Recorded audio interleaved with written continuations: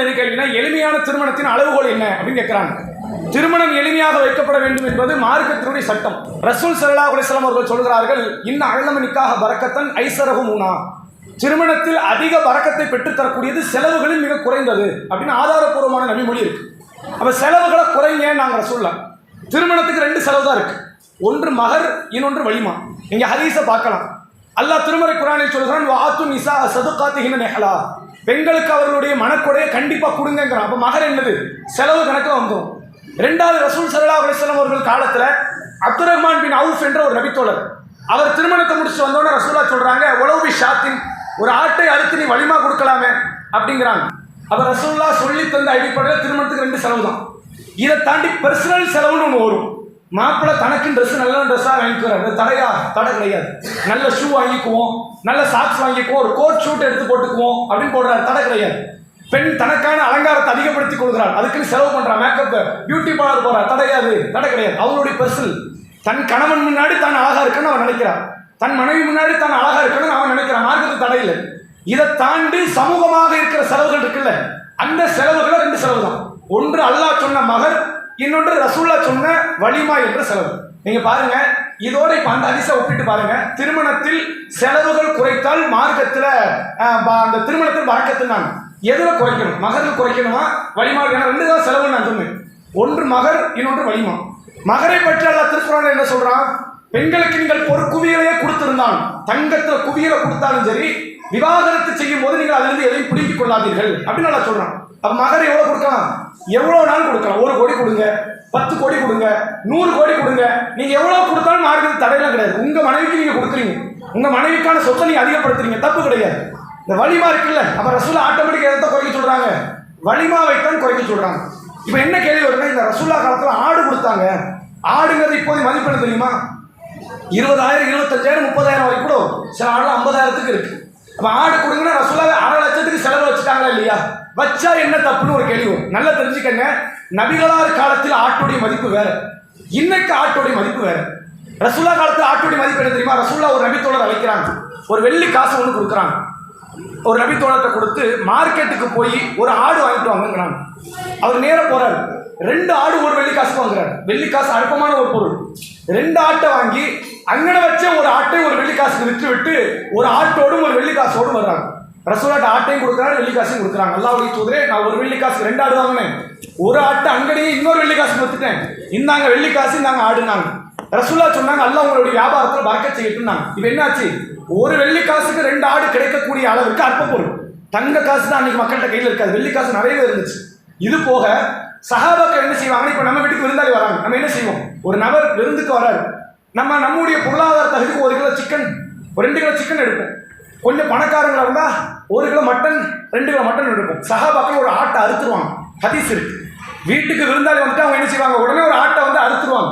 அறுத்து அதைத்தான் உணவாக கொடுப்பாங்க அப்படிங்கிற செய்தி ஏராளமான செய்திகள் இருக்கு. அப்ப அன்றைய காலத்துல ஆடு வந்து அற்பமான பொருள், ரொம்ப இலகுவாக கிடைக்கக்கூடிய ஒரு பொருள். அதனால தான் மார்க்கம் வந்து ஆட்டை குர்பானி கொடுக்கக்கூடிய ஒரு இடத்துல வச்சு சஹாபாக்கள் ஏராளமான பேர் ஆடு கொடுப்பாங்க. ஒட்டகம் கொடுக்க மாட்டாங்க, ரொம்ப கம்மி. மாடு கொடுக்க மாட்டாங்க, ரொம்ப கம்மி. ஆட்டை ஏராளமா கொடுப்பாங்க. நீங்க கவனிங்க, 40 ஆடு இருந்தால் ஒரு ஆடு சக்காத், 5 ஒட்டகம் இருந்தால் ஒரு ஆடு சக்காத். எது விலை மலிவானது? ஆடுதான் விலை மலிவானது. அப்ப விலை மலிவான ஒரு பொருளை ரசூலுல்லாஹ் சொன்னதால இன்னைக்கு எப்படி சட்டம் எடுக்கிறாங்க தெரியுமா? ஒரு ஆடு கொடுக்க சொல்லிட்டாங்க. ஒரு ஆடு இன்னைக்குள்ள மதிப்பு 50,000, இன்னைக்குள்ள மதிப்பு ஆகக்கூடாது. ரசூலுல்லாஹ் காலத்துல எப்படி இருந்துச்சு? அற்ப பொருள். அப்ப ரசூலுல்லாஹ் என்ன சொல்ல வராங்க? அற்ப பொருளையாவது நீ கொடுன்னு தான் சொல்ல வராங்க.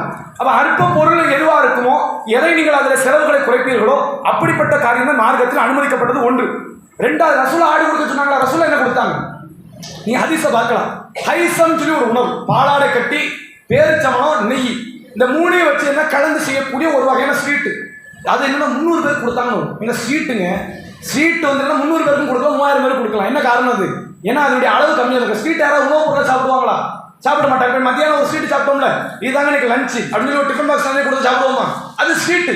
ஸ்வீட்டை எப்படி சாப்பிடணும்? ஒரு குறிப்பிட்ட கொஞ்சம் தான் சாப்பிடணும். அப்ப ரசூலுல்லாஹ் அந்த ஸ்வீட்டு பொருளை செஞ்சு ஆள் கொஞ்சம் கொஞ்சம் கையில் கொடுத்தாங்க அப்படின்னா, உணவு பொருளையே சாப்பாடே கொடுத்தாங்க நினைக்கூடாது. சாப்பிட்டுட்டு நாங்கள் எதுவுமே சாப்பிடலை அப்படின்னு இருக்குதா?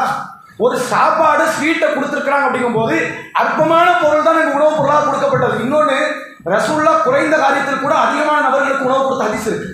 உம்மு சுலைம் ரலியல்லாஹு அன்ஹா ஒரே ஒரு ரொட்டி இருந்துச்சு. ரசூல்லா சொல்றாங்க, நான் வரது மாதிரி ரொட்டியை அடுப்புல இருந்து எடுக்க வேண்டாங்கிறாங்க. உள்ள போறாங்க, பிஸ்மில்லா சொல்லி ரொட்டியில கை வைக்கிறாங்க. 300 நபித்தோழர்கள் வீட்டுக்கு வெளியே நிற்கிறாங்க. 10 நபர்களை உள்ள அழைச்சி எல்லாருக்கும் வயிறு நிரம்ப சாப்பாடு கொடுத்து அனுப்புறாங்க. ரசூல்லா வயிறு நிரம்ப சாப்பிட்டுட்டு போறாங்க. உம்மு சுலைம் சொல்றாங்க, நபிகளால் கை வைப்பதற்கு முன்ன ரொட்டி எப்படி இருந்துச்சு அப்படியே இருந்துச்சு, நாங்களும் வயிறு நிரம்ப தின்னோம் சாப்பிட்டோம் அப்படிங்கிறாங்க. அப்ப ரசூல்லாவுடைய அற்புதத்தோட ஒப்பிட்டு பார்க்க கூடாது. ரசூல்லா நமக்கு சொன்னது என்ன? ஆதாரப்பூர்வமான நபிமொழி என்ன? எளிமையாக திருமணம் செய்யுங்க. மகரில் எளிமை கூடாதுன்ட்டால நீ விரும்பினது அது அளவு எப்படின்னா வச்சுக்க. அப்ப எதுல ஆட்டோமேட்டிக்கா எளிமை? சாப்பாட்டில் தான் எளிமை என்று மார்க்கம் காட்டுகிறது. இன்னைக்கு மக்கள்கிட்ட பிடிக்காத ஒரு காரியம் என்னன்னா, அதுல எப்படிங்க எளிமை? எங்களுக்கு சொந்தக்காரங்க நிறைய, ரசூல்லாக்கு இருந்த தோழர்கள் எவ்வளவு? கொஞ்சமா. ரசூல்லா ஒரு அழைப்பு கொடுத்தா திண்ணை தோழர்களை 70 பேர் இருப்பாங்க. ரசூல்லாவுடைய கூட்டம் பட்டாளம் பெருசு. அப்ப ரசூல்லா வந்தாங்கன்னா தன்னுடைய திருமணத்துல நபி தோழர்கள் அழைச்சாங்களா? அழைக்கல. எந்த அளவுக்கு நடந்துச்சு தெரியுமா? ஒரு போர்க்களத்துக்கு ரசூலா போயிட்டு வராங்க. போர்க்களத்துல ஜுவைரியா ரதியல்லாஹு அன்ஹா ரசூலுல்லாஹ்வுடைய மனைவி, அவங்கள அங்க இருந்தா அடிமை பெண்ணா எடுக்கிறாங்க. அடிமை பெண்ணா எடுத்தவங்க அடிமை பெண்ணோட வாழலாம், மட்டும்தான் சட்டம். அடிமை பெண்ணோடு அந்த எஜமானர் வந்து என்னன்னா குடும்பம் நடத்தி கொள்ளலாம், மார்க்கத்தில் அனுமதி இருக்கு. ரசூலா என்ன பண்றாங்க? டென்ட் அமைக்கிறாங்க. வர்ற வழியில டென்ட் அமைச்சு என்ன பண்றாங்க? ஜுவைரியாவோடு இல்வாழ்க்கையில் ஈடுபடுறாங்க. சஹாபாக்களுக்கு ஒரு சந்தேகம், ஜுவைரியா ரசூலுல்லாஹ்வின் அடிமை பெண்ணா அல்லது ரசூலுல்லாஹ்வுடைய மணப்பெண்ணான்னு தெரியல. சஹாபாக்கள் பேசுறாங்க, இப்ப ரசூலுல்லாஹ்வுடைய அவங்க அந்த அம்மா வரட்டும், அந்த பல்லாக்குன்னு சொல்லுவாங்க, ஒட்டகத்துக்கு மேல ஒரு கூடாரம் மாதிரி இருக்கு பெண்கள் அமர்றதுக்கு, அந்த கூடாரத்தில் அமைந்து சால திரைய போட்டுட்டாங்கன்னா ரசூல்லா மனைவி. ஏன்? ரசூல்லா மனைவி மற்ற ஆண்கள் முன்னாடி காட்சி தர மாட்டாங்க, இது ரசூல்லா மனைவிமார்களுக்கு சட்டம். அந்த ஷால் போடலன்னு அர்த்தம் ரசூலுல்லாஹ்வின் அடிமை பெண். முடிவு எடுக்கிறாங்க. உள்ள போன அந்த அம்மையார் வெளியே வராங்க, பல்லாக்கில் ஏறுறாங்க, திரையை போட்டுக்கிறாங்க. அப்படித்தான் நாங்கள் அறிந்து கொண்டோம் ஜுவைரியா ரசூலுல்லாஹ்வின் மனைவியாக மாறியது எங்களுக்கு அப்படித்தான் தெரியும். நாங்கள் இப்படி ஹதீஸ் இருக்கு. அப்ப இதுல இருந்து என்ன தெரியுது? ஒரே போர்க்களத்துக்கு ரசூலா போறாங்க, போர்க்களம் முடிச்சு வீடு திரும்பல, அதுக்கு இடையில ரசூலா திருமணம் முடிச்சிருக்காங்க. வந்த தோழர்களுக்கு தெரியல. வந்தவங்க ஒரு 500 பேர் இருப்பாங்களா, ஒரு 2000 பேர் இருக்காங்க வைங்களேன். போன தோழர்களுக்கு கூட இவங்க திருமணம் முடிச்சாங்களா இல்லையாங்கிறது தெரியல. நபி அவர்கள் பின்னாடி தெளிவுபடுத்தியதுக்கு பிறகுதான் தெரியுது என்று பார்க்க முடியுது. இப்ப எளிமையான முறையில் திருமணம் நடந்தது. ரசூலுல்லாஹ்வை கூப்பிடாம திருமணம் நடந்துச்சா இல்லையா? அப்துல் ரஹ்மான் பின் அவுஃப் வந்து அவரா வாலண்டியரா திருமணம் நடந்துன்னு சொன்னாரா? ரசூலா கேட்டாங்களா, என்ன அப்துல் ரஹ்மானே புத்தாட போட்டிருக்கீங்களா, என்ன சமாச்சாரம்? அவர் சொல்றாரு, நேற்று மாலை ஒரு அன்சாரி பெண்ணை நான் திருமணம் முடிச்சேன். உடனே ரசூலா கேட்டாங்க, என்ன மகர் கொடுத்த? பேரிச்சம்பழத்தின் கொட்டையின் இடையளவுக்கு தங்கத்தை கொடுத்தேன். அப்போ ஒரு ஆட்டை நீ அடுத்து வலிமா கொடுங்க. இந்த செய்தியெல்லாம் நீங்க வச்சு பாருங்க.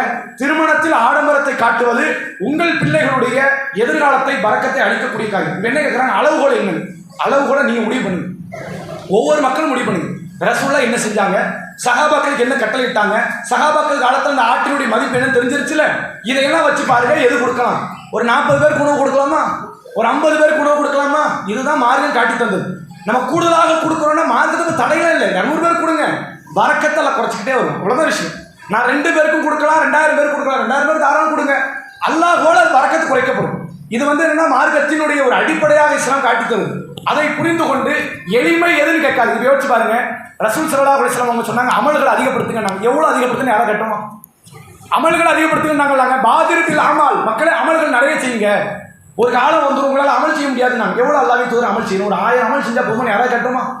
ஒரு 10,000 அமல் செஞ்சால் போதுமானு யாரும் கட்டுமா? அதில் கேட்கல. அப்போ என்ன அர்த்தம்? அமல்களை அதிகப்படுத்துங்கன்னா அதிகப்படுத்தும், எவ்வளோ முடியுதோ அதிகப்படுத்தும்.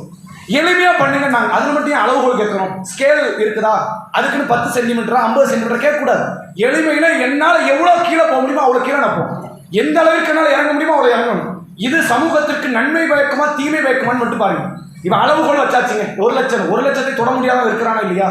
1 லட்சம் எனக்கு மிக குறைவு என்று சொல்பவனும் இருக்கிறானா இல்லையா?